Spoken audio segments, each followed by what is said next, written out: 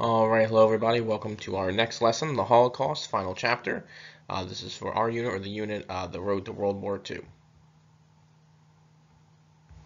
Here are our objectives and standards. Understand the difference between labor camps and death camps, and to analyze the mistreatment and execution of victims of the Holocaust.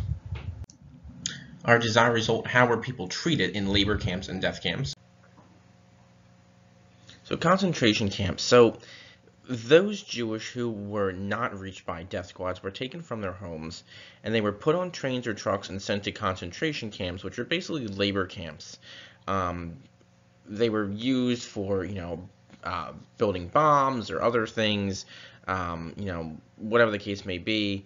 A lot of times, a lot of people died in these labor camps because they were overworked, or there was starvation or hunger. Or they could be sent to something called a death camp, where they would work as well, but the main purpose of it was to pretty much kill you as quickly as possible, whether it be from overworking or through other means, which we'll talk about here in a minute. People were also jammed into wooden barracks that were overcrowded a lot of times, and like we said, hunger and labor were responsible for many deaths.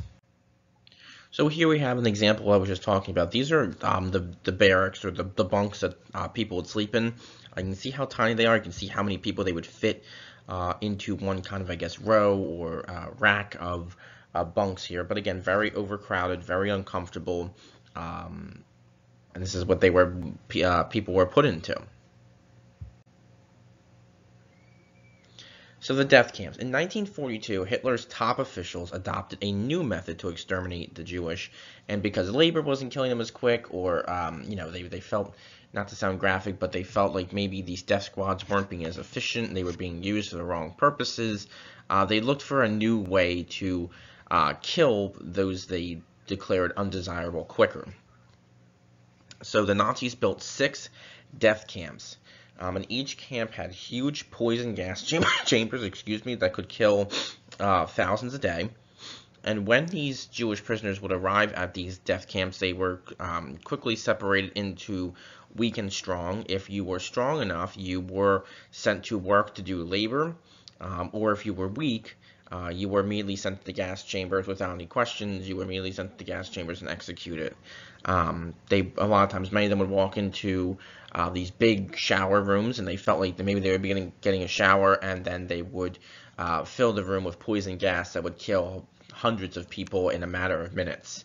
And there were other methods of killing as well. Shooting, hanging, poisoning, and even horrible medical experiments. They did horrible medical experiments on twins, or people who had disabilities, children. Just a lot of horrible things that, in your worst nightmares you think about people doing to each other, and that's what they did. When I was in Europe, I actually went to Dachau, which was a concentration camp in Austria, I believe. I saw some of the gas chambers and things like that, and it was an emotional trip. It was pretty emotional to be there and think about what people had gone through in their final days or months there, or even moments.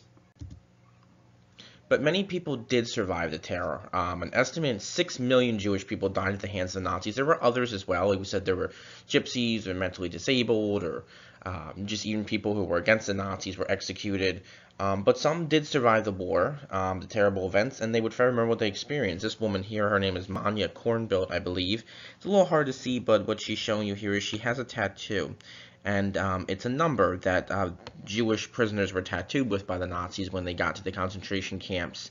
And this is how they were known, basically as prisoners, not by their names. They were known as their numbers. So here's an example of someone who survived the horrible things that went through the Holocaust. But again, many innocent people and many people in general died during the Holocaust because of certain policies and views that they weren't equal. All right, so please try your best on the questions that follow, and I will talk to you guys soon.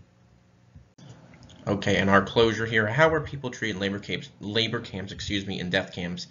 Think about the mistreatment of them, the violence against them, and the execution of millions of people in these places. So that will hopefully help you answer your question. Hope you have a great rest of your day or night, and talk to you soon.